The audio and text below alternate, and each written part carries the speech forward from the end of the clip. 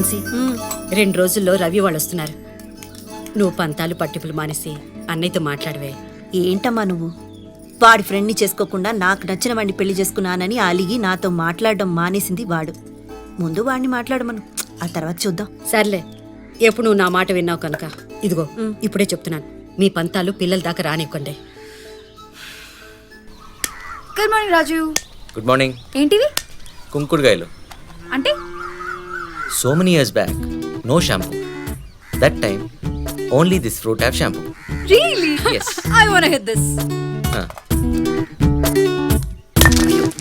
అలా కాదు, ఇది ఉంది కదా, ఇలా పెట్టి కొట్టు, పెట్టి అబ్బా చంపేసింది. ఏమైంది రాజు? ఏమైందిరా? దెబ్బ ఏమైనా తగిలిందా? ఏం లేదు, నేను అరిస్తే మీరందరూ ఎలా రియాక్ట్ అవుతారో అని అలా అరిశాను. అందరూ ఎంత కంగారు పడ్డామో తెలుసా? ఏమైంది? ఏం లేదు అత్తయ్య.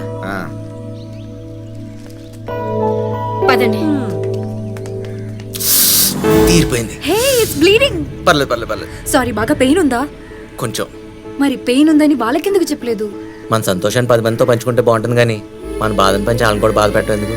చూసావుగా, అరిస్తేనే అందరూ వచ్చారు. ఇంక చూసారనుకో, అమ్మో